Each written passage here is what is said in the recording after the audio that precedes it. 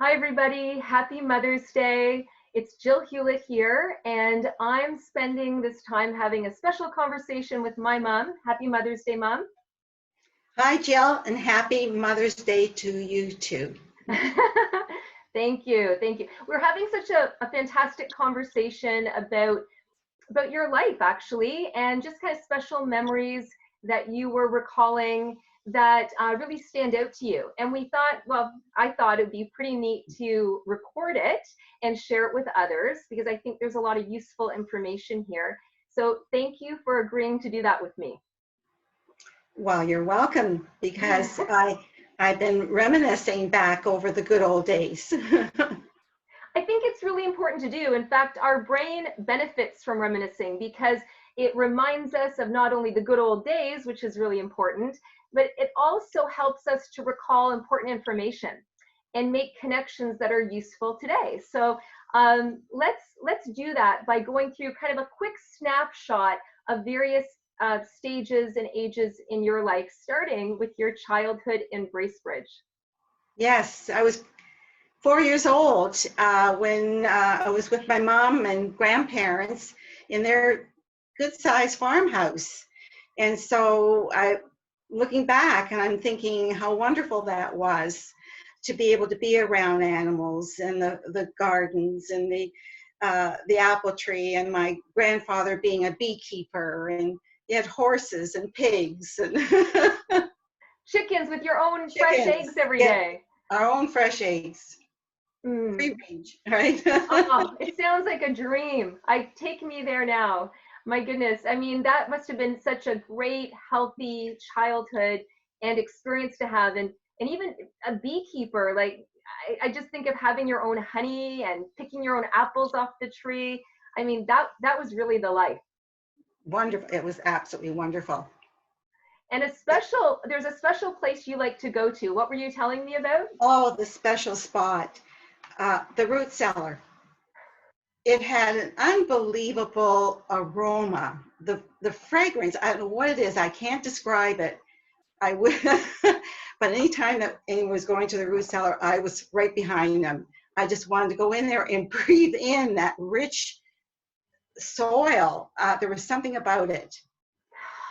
Wow, so earthy and fresh, I bet. So full of healthy nutrients. I can only imagine because Bracebridge is part of the Canadian Shield, so it's known to be highly mineralized and have a really lush, fertile soil. So, wow, it's amazing you remembered that. Like as a child, I Oh, think you're innately pulled. If you're not like distracted, you're innately pulled to things that are good for you, and clearly that was something that happened for you.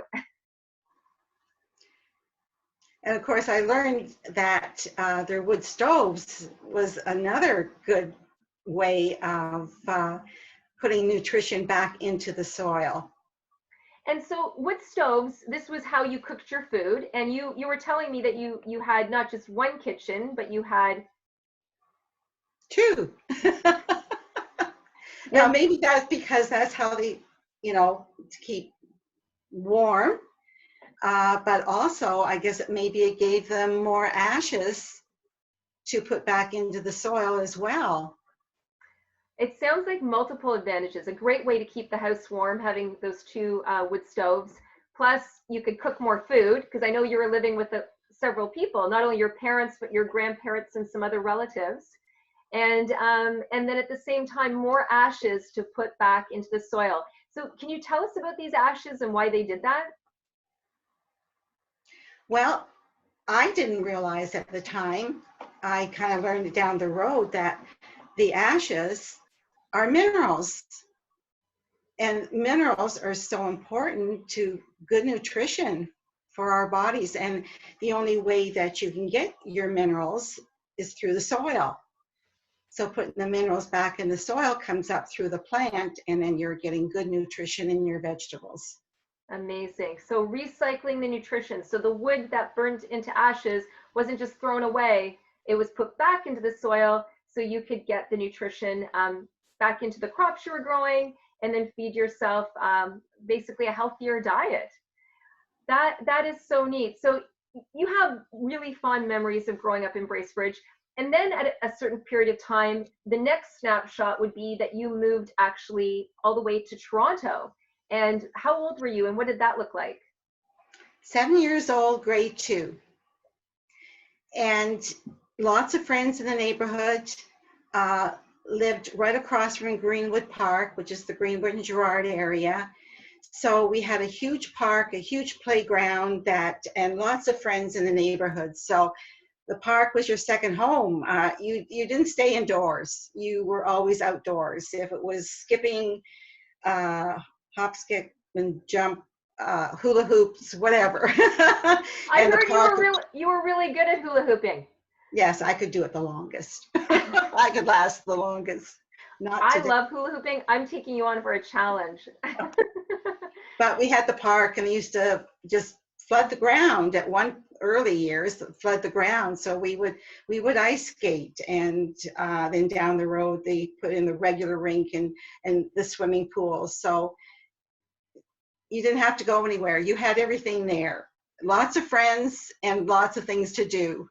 Amazing. So you went from living with your family on the farm to now being in the city with a nice big park, lots of activity and lots of kids.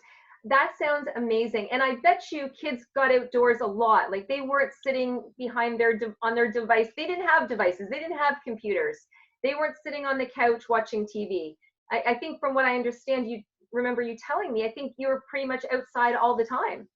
Yes, you can wait. You can wait to eat your supper and run back out. And I don't recall my friends or myself getting sick. You never really heard of allergies, maybe a seasonal allergy, with sneezing or whatever.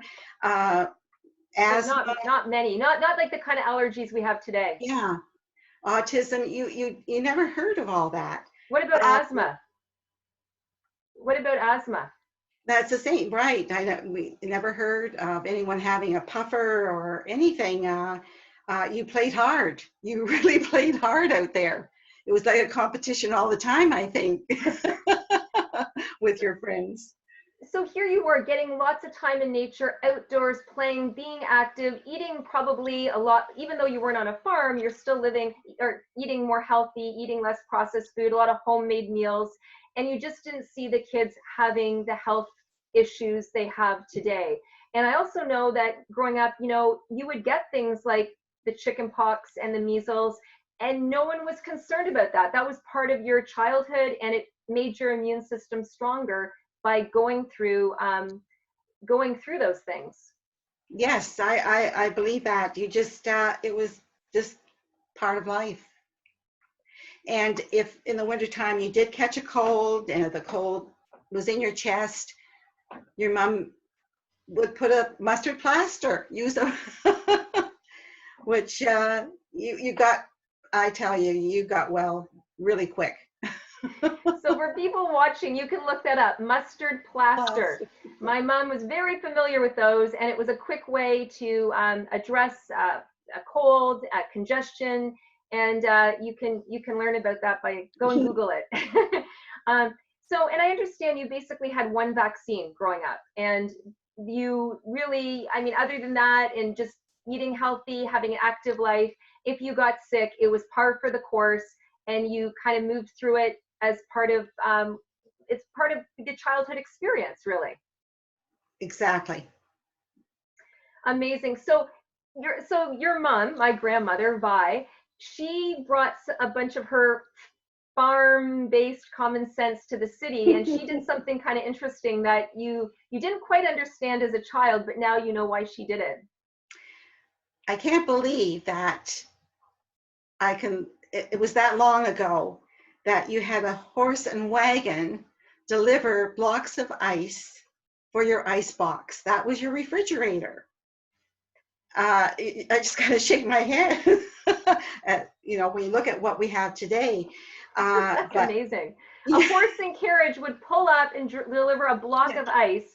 That's only, it's not that long ago, right? It's in the 50s and 60s, right? Yeah. With this block of ice so that you could keep your foods cold for the refrigeration and for the freezing of foods. Yeah, and the milkman delivered the milk, and you used to have an interesting bottle where it was curvy at the top, and that's where the cream came to the top. So you drank whole milk, not Amazing. skim milk, yeah, you drank whole milk. Amazing, right? It's so healthy. And so what happened with these horses that pulled up? Well, it was a lucky day for my mom. She would run out with her shovel, and if there was some manure left behind, she was shoveling it up and putting it into her garden. And did the neighbors wonder what she was doing? The ones that didn't grow up on a farm, probably. Yeah, yeah, that would seem kind of odd. Yet to her, it was like you said, it was such a gift. It Well, was, she knew all the animals on the farm were getting all their good nutrition. and so that manure had nutrition in it. It had Yes, nutrients in it. it And so had she good put it back into nutrients the in it. garden. Yes. Amazing. What a lady. Wow, so cool. And you know, her and your father, my grandfather, lived well into their 90s. And so they're examples of healthy active aging, actually. But let's take it to you and your aging process. So now skip ahead a couple decades. You are living in Aurora, you're married, you're in the suburbs, and you have 3 kids. I'm the first. You have 2 other daughters, so the 3 of us. And you were healthy, you were active, you were busy. And then Mhm. getting into your mid to late 50s, things started to change. What started to happen? Well, I knew supplementing was important. So all the years that from the time you guys were born, I was always trying to learn about nutrition. And but I'm in my 50s and my body's starting to break down. I'm having all the early warning signs. And my knees especially were bothering me. So I thought I'd better head to see our family doctor. And of course, he said that, well, Helen, you're in your late 50s now, and yeah, you sort of can expect your body to start breaking down.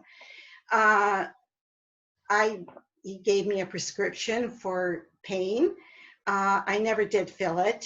I was very fortunate to turn on the TV one morning, and Dr. Joel Wallach was on there, and what he was saying made common sense. I think I finally found someone that could solve my situation. Amazing, because when you started to get these indications, these early warning signs, you didn't know what to do. So you went to the family doctor who simply said, this is aging, and but we can give you some painkillers. And the painkillers were also to address the diagnosis of arthritis. In fact, rheumatoid arthritis, which is a really heavy hitting form of arthritis. So Mm-hmm. you left concerned, right? Like you didn't really have a solution, and it was just kind of about kind of pain management, basically. Mm-hmm. So you didn't fulfill the prescription. Instead, you stayed steadfast in this goal to do what you could do naturally. And I think when the student's ready, the teacher appears, because you turned on the television that day, and here you saw Dr. Joel Wallach speaking about health and deficiency issues. So you could relate to what he was saying. Is that right? I sure could. Having all these early warning signs was definitely not enough nutrients to take care of these early warning signs I was having. Mm-hmm. So you were like a textbook case. And so what was really neat is you called me. I remember this. And you said, Jill, I heard this amazing doctor. He's a vet, primary care physician, naturopath, very well educated. And he just made sense when he was talking about people's health conditions and breakdown and what they needed to do about it. So you wanted me to help you find him.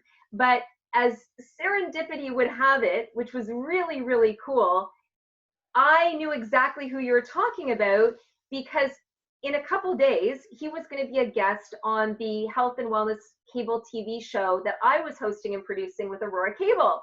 So, I mean, it was just so cool that you're describing this man who I had been learning about because he was going to be a guest on the program. And what happened next? Well, I got to go to the Aurora Cable that day and meet him in the green room. And also got to hear him give his full lecture the next night in Markham. So when things happen in threes, I think that's lucky. Especially, you know, three daughters.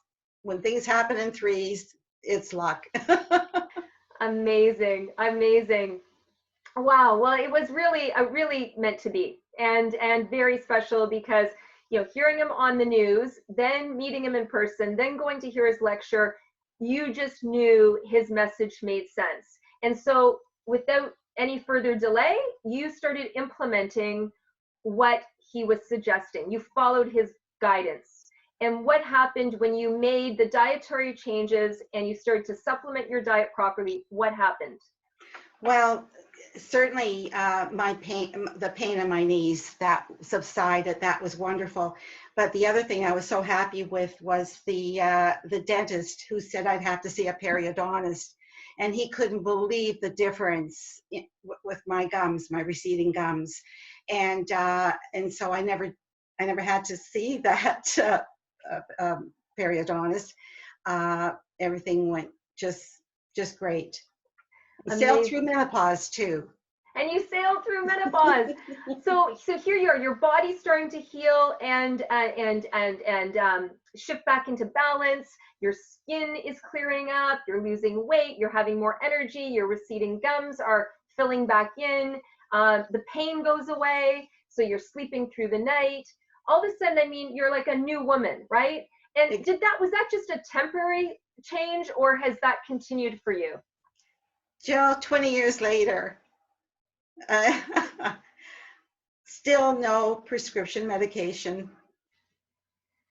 Oh my goodness. I mean, that's what's so exciting is that these changes that are foundational are for real. They're long lasting because you're actually healing from the bottom up, the inside out. So now you're soon to be 78. You are a busy, active, healthy lady, hard to keep up with.